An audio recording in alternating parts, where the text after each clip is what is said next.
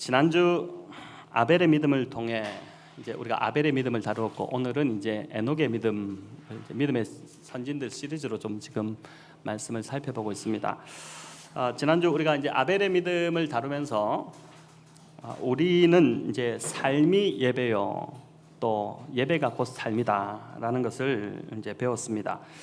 창세기 2장 15절에 이제 경작하다는 아바드라는 단어를 이제 기억하시죠? 그 한 단어, 이제 이 아바드라는 단어가 참 독특한 단어인데, 일하다라는 뜻과 예배하다라는 두 의미가 이제 함께 담겨 있는 그러한 단어였습니다. 노동이 곧 예배이고 예배가 곧 노동이다라는 것이죠.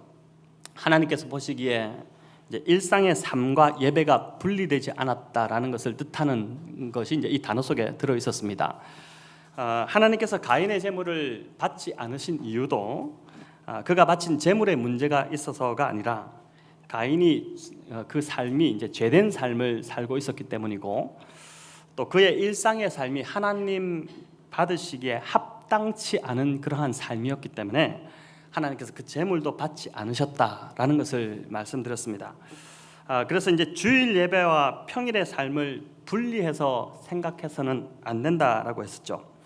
평일, 우리가 자꾸 이제 분리하려는 경향이 있는데, 평일 일터와 가정에서 전적으로 하나님을 의존하는 삶을 살 때, 그런 삶이 쌓여서 이제 주일 예배의 자리로 나오게 되면 하나님께서 그 사람의 예배를 기뻐 받으신다라는 그 말씀을 드렸습니다. 지난 한 주 이제 다 그렇게 살다가 아마 이 자리에 오신 줄 믿습니다. 표정이 다들 좀 그렇지 않았다는 표정이신데, 자, 이제 오늘 살펴볼 에녹의 삶은 이제 한 단계 더 높은 수준의 삶으로 우리를 인도합니다. 가인이 하나님을 믿지 않고 자기 힘과 능력으로 사는 삶이었다면, 이제 아벨은 일상 속에서 매사에 하나님을 전적으로 의지하고 의존하는 삶이었죠. 그런데 이제 오늘 살펴볼 이 에녹은 그 정도에 머물지 않고 한 단계 더 나아갑니다. 하나님을 의지하는 것, 의존하는 삶을 넘어서 더 적극적으로 하나님과 동행하며, 그리고 나아가서 하나님을 기쁘시게 해드리는 삶을 그가 이제 살았던 것이죠.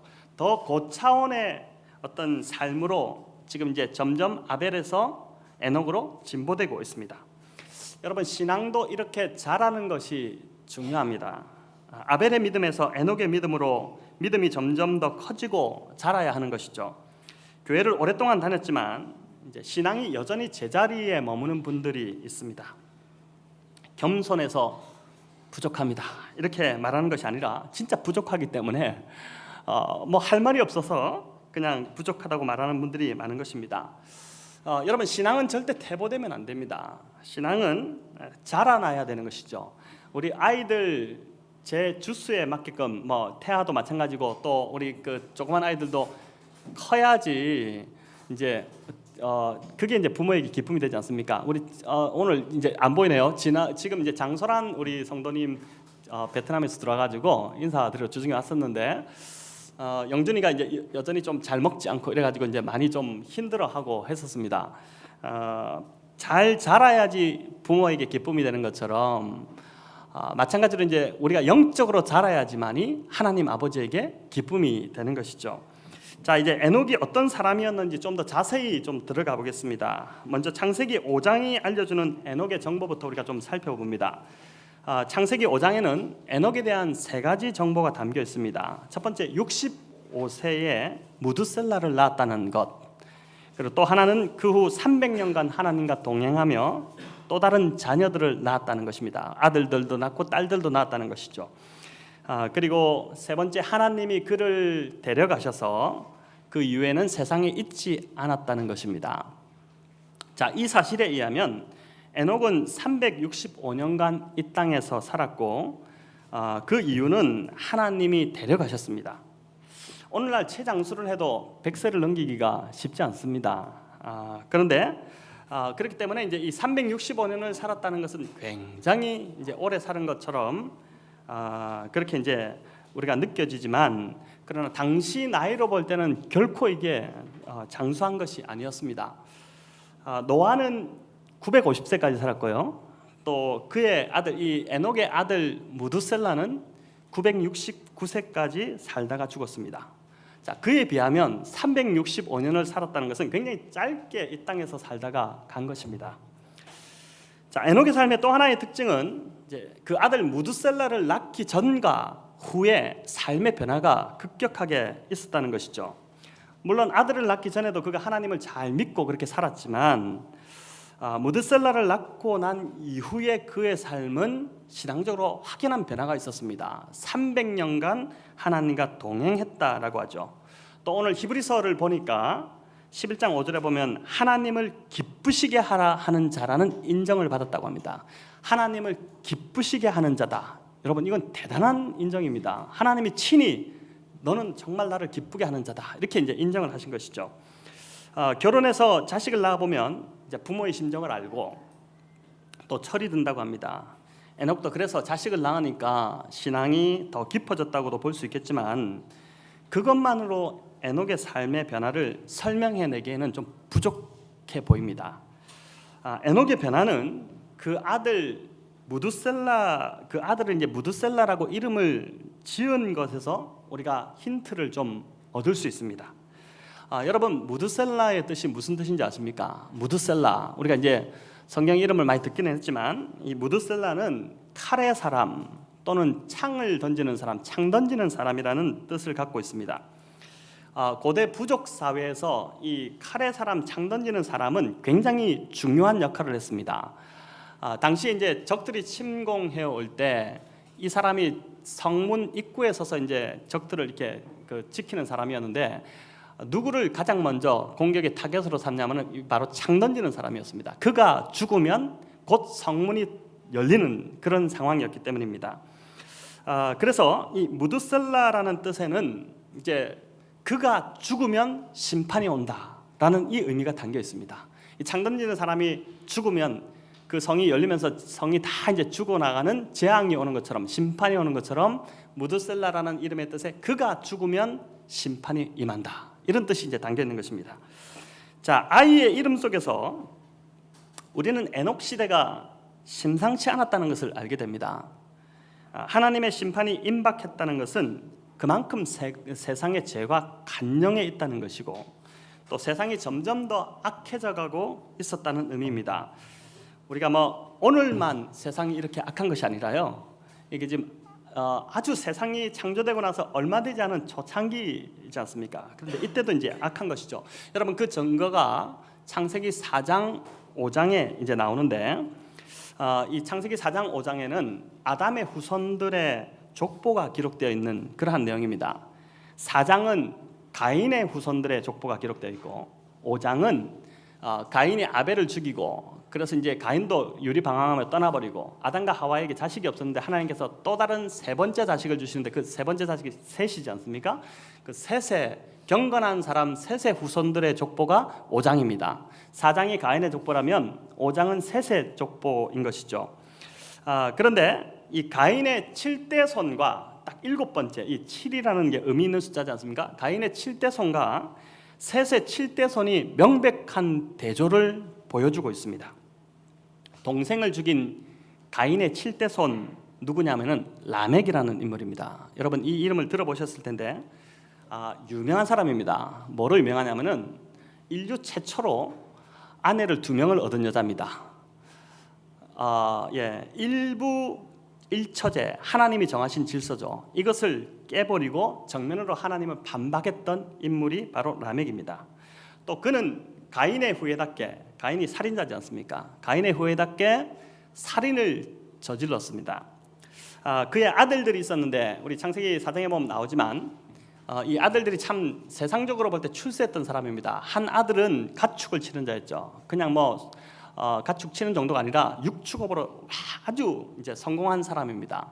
또 한 아들은 퉁소를 잡았다고 합니다. 악기를 이제 연주하는 예술가로서 성공한 아들이었고, 또 한 자식은 이제 뭐냐면은 구리와 쇠로 여러 가지 기구를 만드는 자였다. 무기도 만들고, 하여튼 철기 문명을 이끌어냈던 그러한 이제 자식이라고 볼 수 있습니다.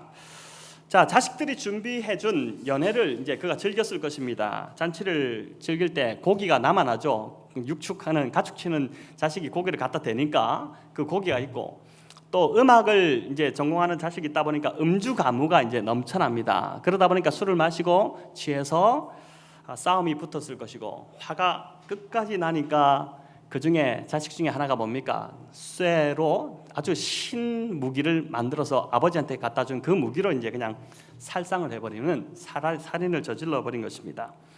하나님께서 자식들을 여러 방면으로 축복해 주셨는데 그 축복을 하나님의 영광을 위해서 쓰지 않고 자신의 쾌락을 위해서 완전히 다 허비해 버린 것입니다. 그러니 살인을 저질러 놓고도 죄책감을 전혀 가지지 않고 오히려 이 살인을 노래로 만들어서 자랑하고 있는 라멕의 모습이 나오는데, 그게 창세기 4장 23절 24절입니다. 우리 같이 한번 세 번역으로 읽어보겠습니다.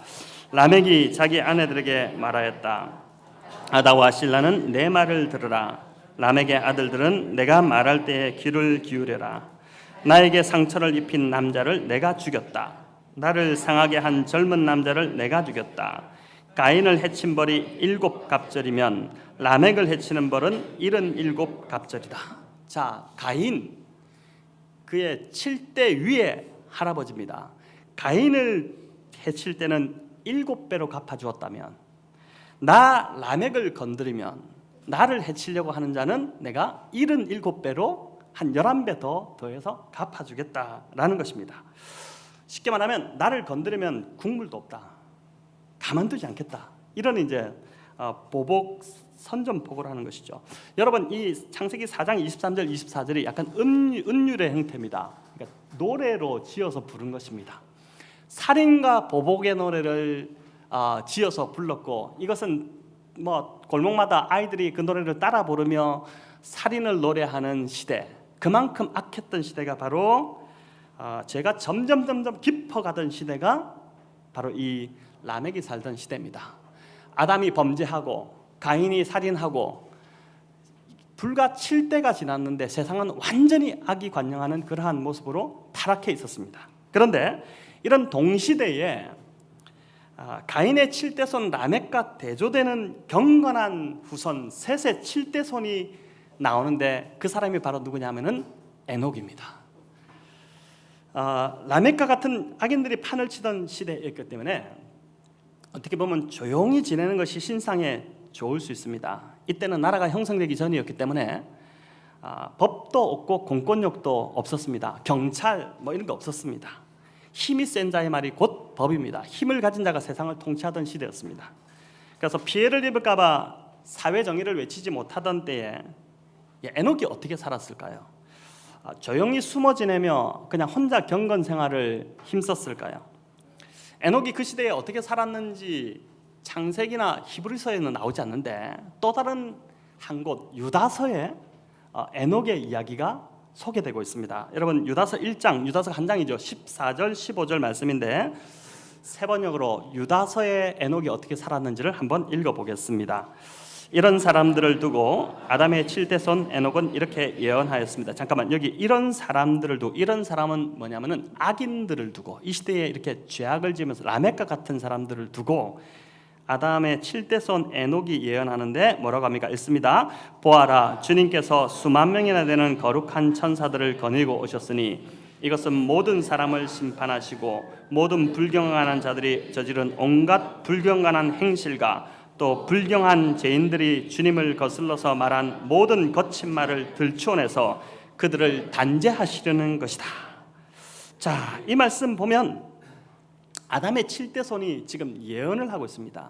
이 예언은 앞날의 미래를 말하는 것이 아니라 마치 구약시대 선지자들처럼 그 당시에 악인들의 의롭지 못한 악한 행실과 그들의 거친 말을 책망하고 꾸짖는 그 선지자적 사명을 그가 감당했다는 것입니다.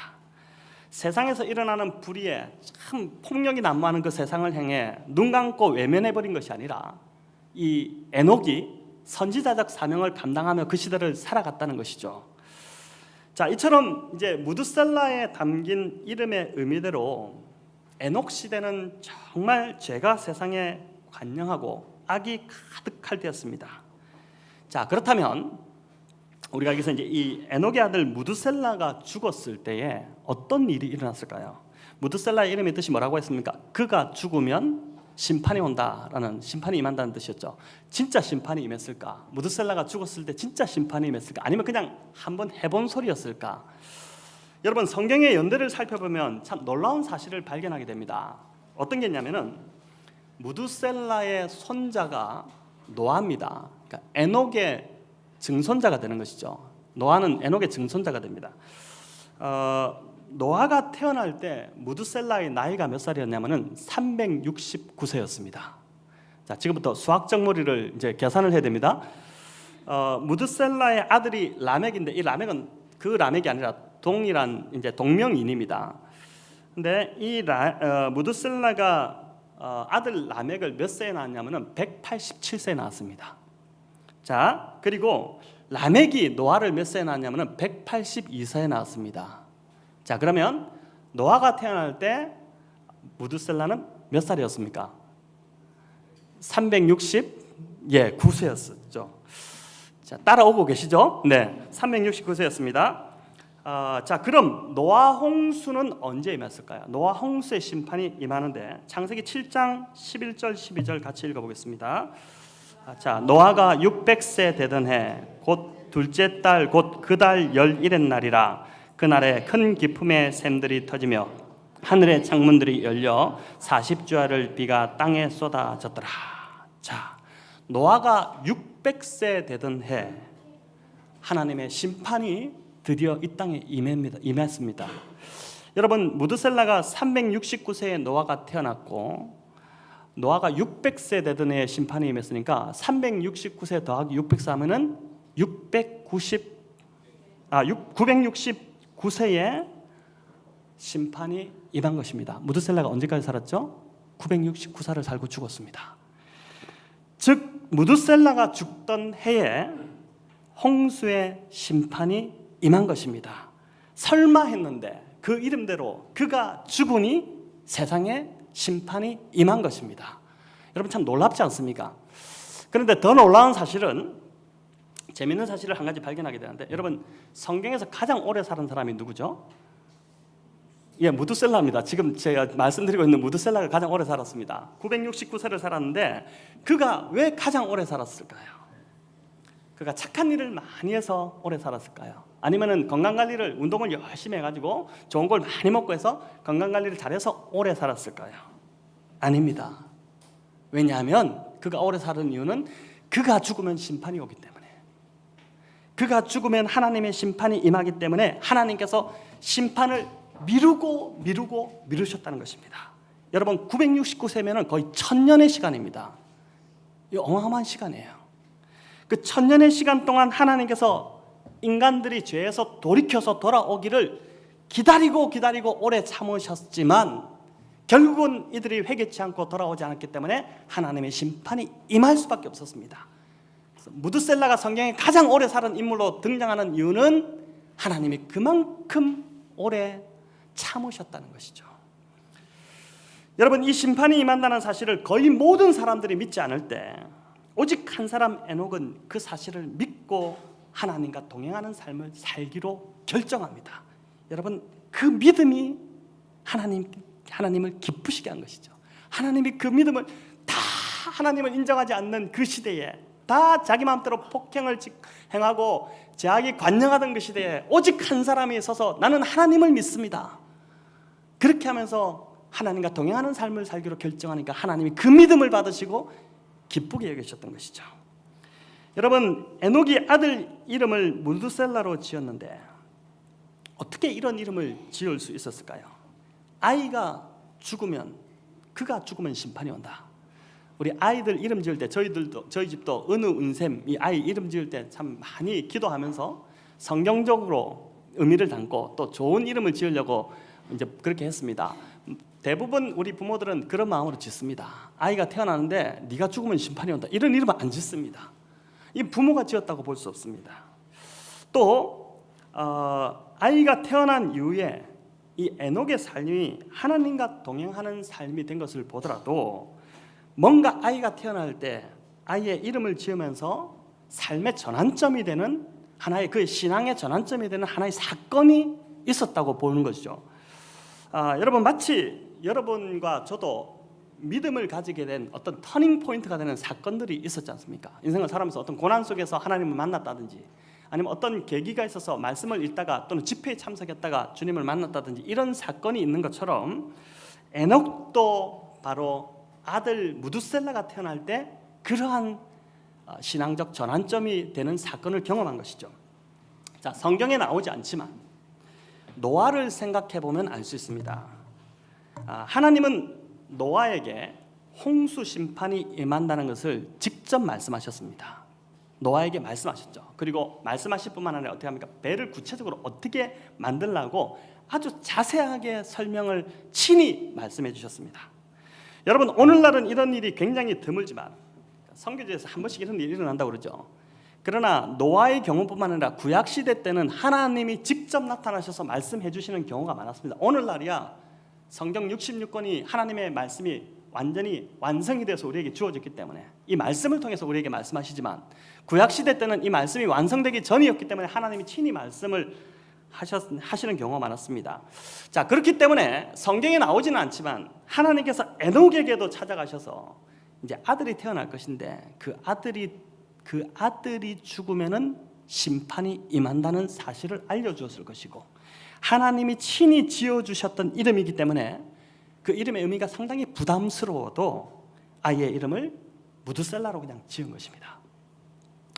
자, 아이가 죽으면 심판이 온다는 이 엄중한 진리 앞에서 그의 삶은 이제는 이전과는 절대 같은 삶을 살 수 없었을 것입니다.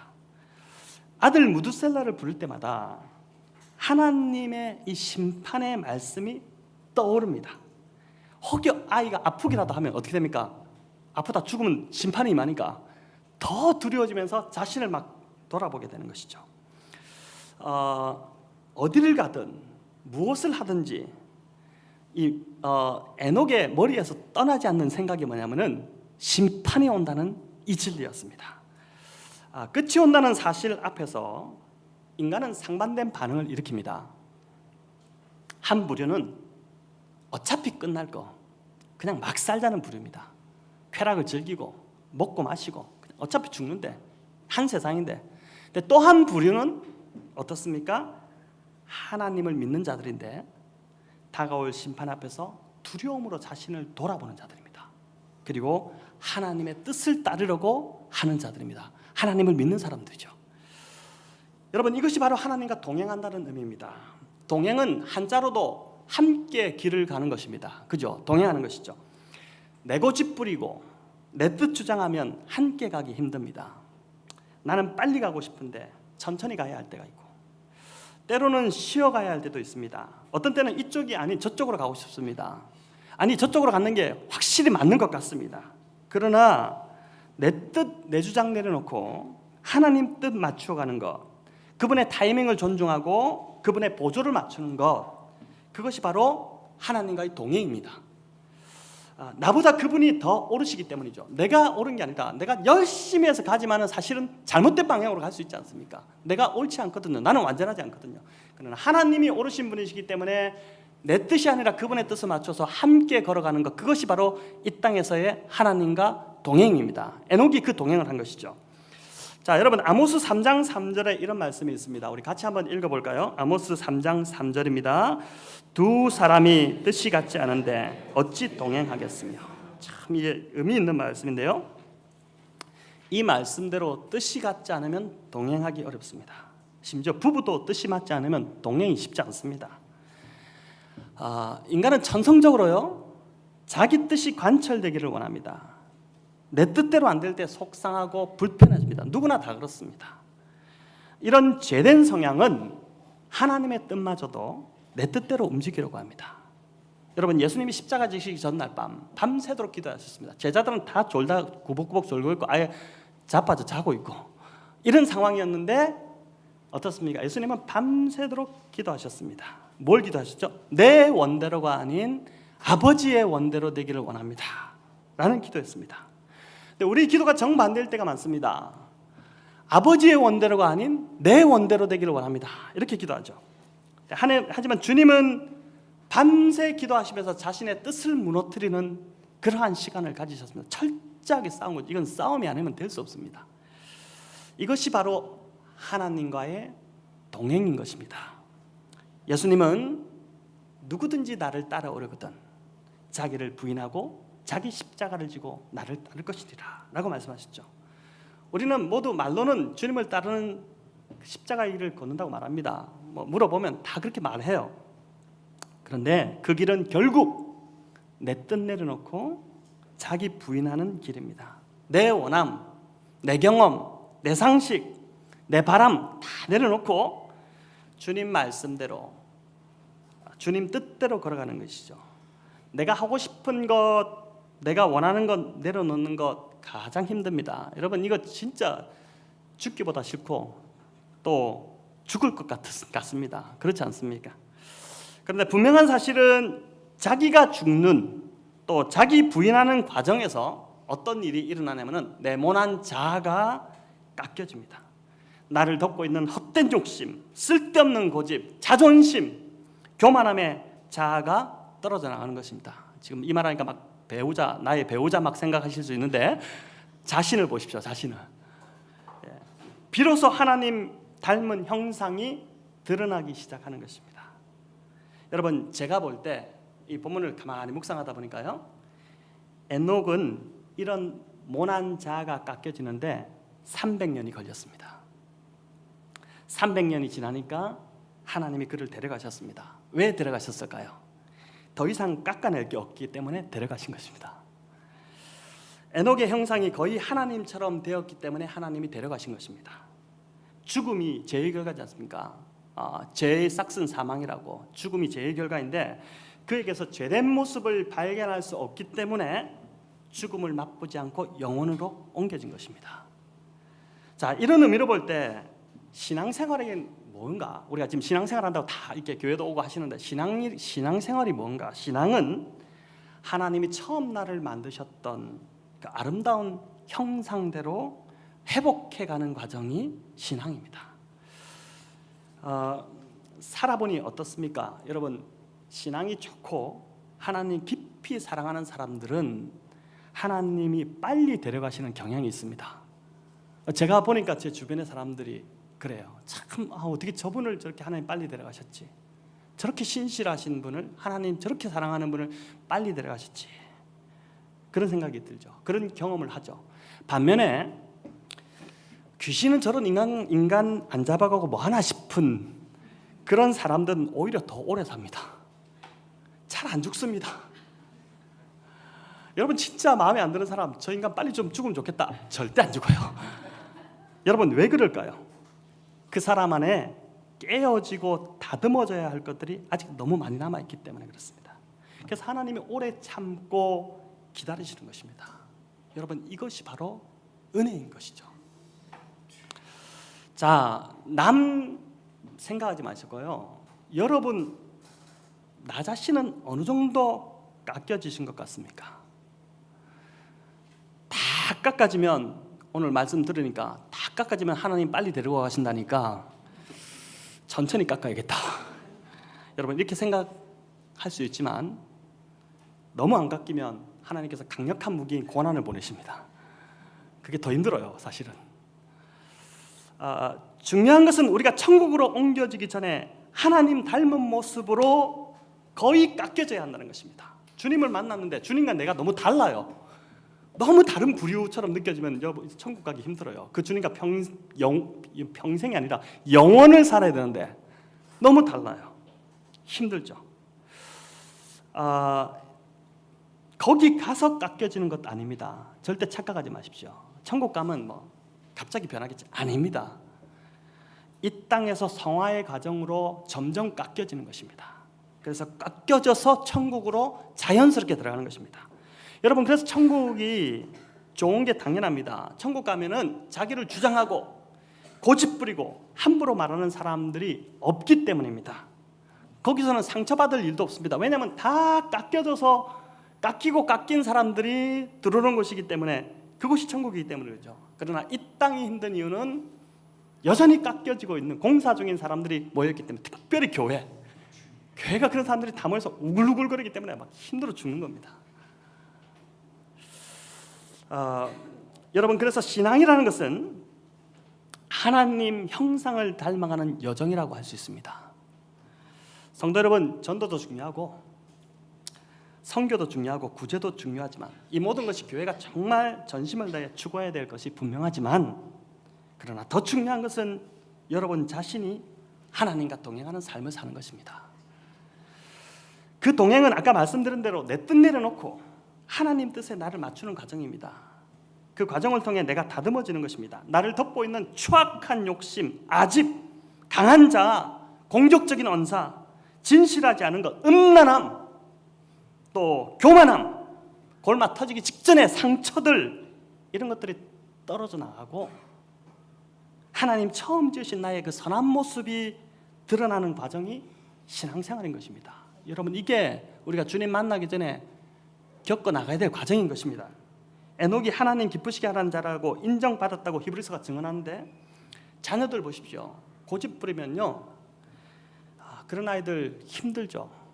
부모님 잘 따르는 아이가 부모에게 가장 큰 기쁨이 되지 않습니까? 아이 고집 부리면 정말 힘듭니다. 저희 둘째 아이를 보면서 정말 제가 힘듭니다.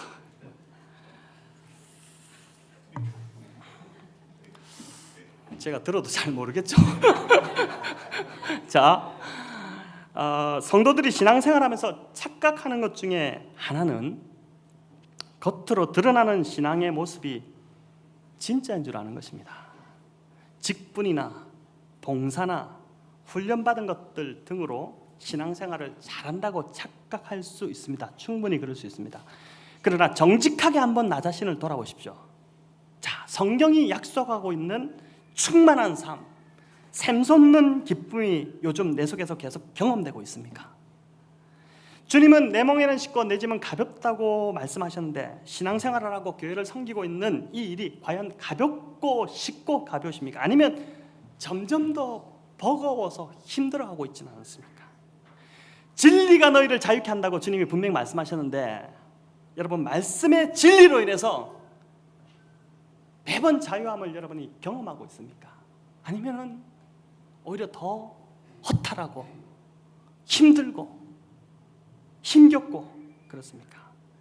여러분, 그렇지 않다면, 더 힘들다면 지금은 나의 내면에 집중할 때입니다.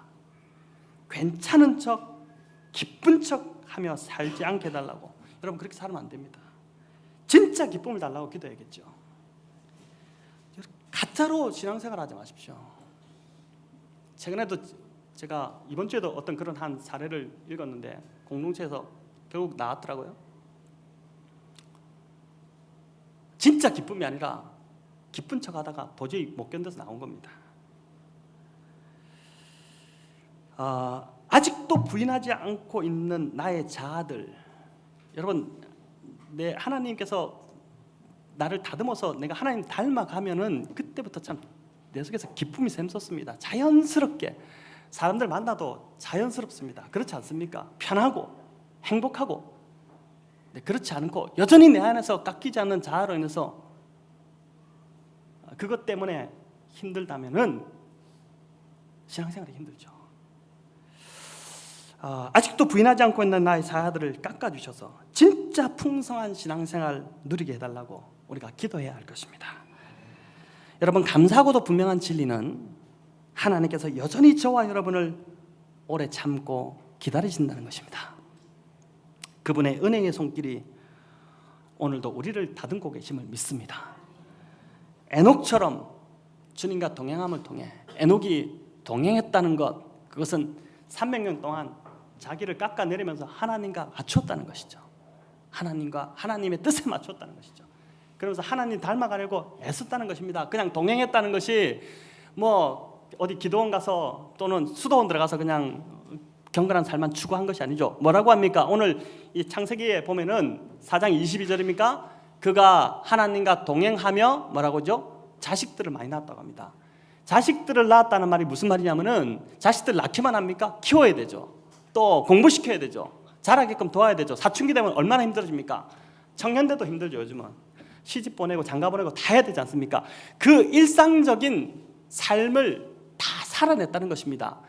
경건이 하나님 닮아가는 이 동행함이 어디 멀리 무슨 기도원 같은데 이런 데만 있는 것이 아니라 진짜 동행함이 어디서 이루어지냐면은 바로 저와 여러분의 이 평범한 일상, 지긋지긋한 일상, 이 일상에서 때로는 내가 내 속에 있는 것들이 확확 올라오지만 그러나 그 모습을 보이면서도 어떻게 됩니까?